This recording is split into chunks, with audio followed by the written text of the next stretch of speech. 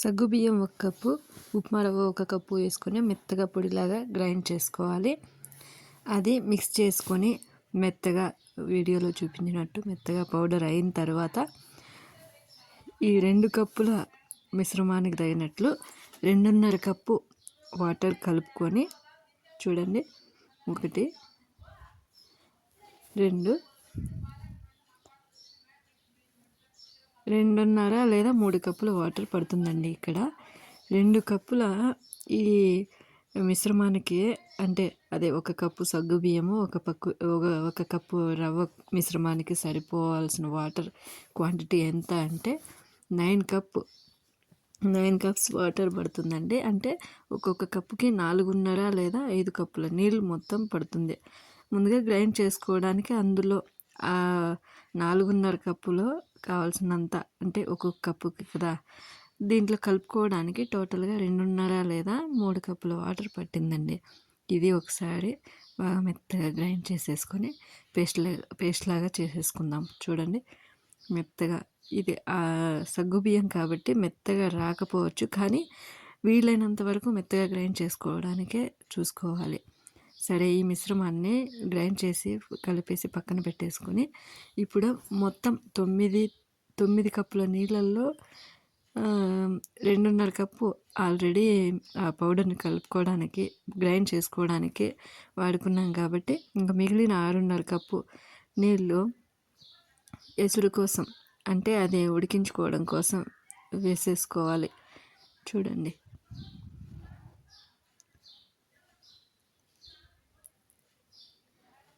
ఆరున్నర కప్పు చూడండి, కరెక్ట్గా హాఫ్ కప్పు మాత్రమే వేసాను. లేదు ఇంకా కొంచెం కావాలి అనుకున్నా కూడా ఇంకొక హాఫ్ కప్పు వరకు మాత్రమే యాడ్ చేసుకోవచ్చు. ఎక్కువ వేసుకున్నా అది ఎక్కువ లూజ్ అయిపోతుంది, తక్కువ వేసుకుంటే గట్టి పడిపోవడం వల్ల కరెక్ట్ వాటర్ క్వాంటిటీ అనేది ఉండాలి. ఆ వాటర్లోనే కొంచెం రుచికి సరిపడా ఉప్పు, కల్లు ఉప్పు అంటారు కదా, ఆ కల్లు ఉప్పు వేసుకునేసి హై ఫ్లేమ్లో ఒక మూత పెట్టేసుకొని హై ఫ్లేమ్లో ఒక 5 minutes వరకు ఉడికించుకోవాలి. 5 నిమిషాలు ఉడికిన తర్వాత మూత తీసి చూస్తే బాగా నీళ్ళు బాయిల్ అవుతున్నట్లు కనిపిస్తుంది కదండి, వీడియోలో చూపించినట్టు. ఇప్పుడు ఆ వాటర్లోనే జీలకర్ర 1 స్పూను, ఇంకా కావాలంటే ఇంకొంచెంగా కూడా వేసుకోవచ్చు. నేనైతే 2 స్పూన్లు వాడానండి. అలాగే కరివేపాకు 1 గుప్పెడంత ఉంటే కొత్తిమీర కూడా 1 గుప్పెడంత వేసుకోవచ్చు. నాకు కరివేపాకు మాత్రమే అందుబాటులో ఉంది కాబట్టి వేసుకున్నాను. తర్వాత ఈ మిశ్రమం ఆల్రెడీ గ్రైండ్ చేసి పెట్టుకున్నాం కదండి, అది చూడండి నానేసరికి ఇంకా కొంచెం గట్టిపడిపోయింది. ఆ మిశ్రమాన్ని అలానే ఎత్తి ఉడుకుతున్న వాటర్లో వేసేయచ్చు, కానీ అది కలుపుకోవడం కష్టం అవుతుందండి. నాకు కొంచెం ఒక చేత్తోనే పట్టుకొని ఒక చేత్తో మాత్రమే కలుపుతూ ఉండటం వల్ల చిన్న చిన్న ఉండలు కూడా కట్టేసాయండి. దాంట్లోనే నేను ఇంట్లోనే కట్ చేసుకున్న ఎండుమిర్చి ఫ్లెక్స్ కూడా దాంట్లో వేసేసుకొని కలుపుకుంటున్నాను. ఒక చేత్తో వీడియో తీసుకుంటూ ఇంకొక చేత్తో కలుపుతూ ఉండటం వల్ల అది ఉండలు కట్టేసిందండి. పర్వాలేదు, ఇంత లైట్గా ఉండలు కడితే ఏం ప్రాబ్లం లేదు. చూడండి, అది ఉడుకుతూ ఉన్నట్లే కలుపుకుంటూ ఉండాలి. కలపడం ఆపినామంటే ఇంకా కొంచెం పెద్దగా గడ్డలు కట్టేసి అలా అంతా అయిపోతుంది. ఇది ఇప్పుడు చూడండి అలా ఉన్న కొద్ది వరకు ఉడికిపోయింది కాబట్టి దాన్ని దించేసుకొని వడియాలు పెట్టుకోవడానికి ముందుగా ఒక నూలు బట్ట డబుల్ ఫోల్డ్లో వేసుకొని వాటర్లో అద్దేసి ఒక హాఫ్ వరకు నీళ్ళు పిండేసి కొంచెం తెమ్మ ఉన్నట్లే వడియాలు పెట్టేసుకోవచ్చు.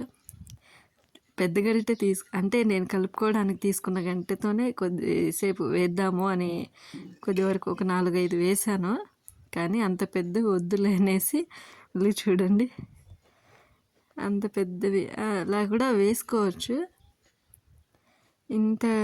ఇంతవి ఎందుకు వడియాలు అంటే చిన్నగానే ఉండాలి కదా అని అనుకునే వాళ్ళ కోసము, నాకు కూడా చిన్న వంటనే ఇష్టము, అందుకనేసి ఒక 4-5 మీకోసం వీడియో కోసం వేసి చూపిద్దాము అనేసి ఒక 4-5 మాత్రమే వేసాను. ఇవి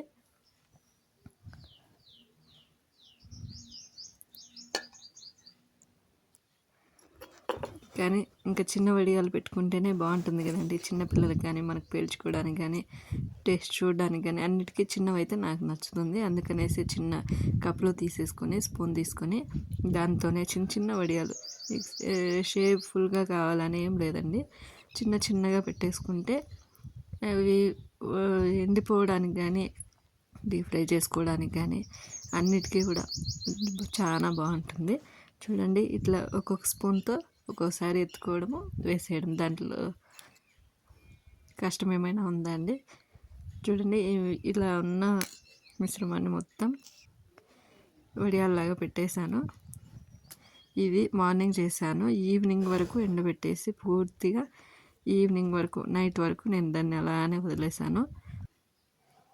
నైట్లో చూసారా ఇంట్లోకి తీసుకొచ్చేసాను. చూడండి బాగా ఆరిపోయినాయి. అంత అసలు తేమ అనేది ఎక్కడా కూడా లేకుండా పూర్తిగా డ్రై అయిపోయినాయి. ఆ క్లాత్ని బోర్లా వేసుకొని లేదా డబల్ ఫోల్డ్ ఉన్నదాన్ని మళ్ళీ డబల్ ఫోల్డ్ వేసి వాటర్తో బాగా స్ప్రే చేయాలి. బాగా స్ప్రే అంటే పట్టుకోగానే చల్లగా అనిపించాలి ఆ క్లాత్. అంతవరకు నీళ్ళు వేసి స్ప్రే చేసి ఒక ఉండలాగా చుట్టేసి, చూడండి ఉండలాగా చుట్టేసి అక్కడ ఒక 5 to 10 minutes అలానే ఉంచేయాలి. నేను వీడియో అంటే ఇది మళ్ళీ స్కిప్ అయిపోతుందనే దానికోసం నీళ్ళు చల్లిన ఒక 2 minutesకే తీద్దాము అంటే వీడియో కోసం తీసి చూపించాలి అని ట్రై చేశాను. బట్ కానీ అది సరిగ్గా నానకపోవడం వల్ల అలా స్లోగా వచ్చాయండి. 5 to 10 minutes నానితే ఇలా కష్టంగా అయితే రావు. 5 to 10 minutes compulsory. At the same time cloth పట్టుకోగానే చల్లగా ఉండాలి, అంతగా వాటర్ స్ప్రే చేయాలి.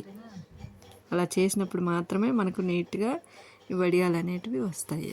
చూడండి ఎంత టఫ్గా అంటే అంత టఫ్గా, ఎందుకంటే వెంటనే నేను అవి తీయడానికి ట్రై చేశాను. సో అంత గట్టిగా వస్తున్నాయి, ఎంత నీట్గా వస్తున్నాయి చూడండి. ఒక 5 to 10 minutes పెట్టేసుకుంటే ఇట్లా నీట్గా వచ్చేస్తాయి. అవి ఆల్రెడీ వాటర్ స్ప్రే చేయడం వల్ల తెమ్మగా ఉంటాయి కాబట్టి మళ్ళీ నైట్ అంతా అలానే ఫ్యాన్ కింద ఉంచేసామంటే బాగా డ్రై అయిపోతాయి. వాటిని ఒక్కొక్కటి తీసి ఆయిల్లో ఫ్రై చేసుకోవడమే. చూడండి ఎంత క్రిస్పీగా ఉన్నాయో. మీరు కూడా ట్రై చేయండి.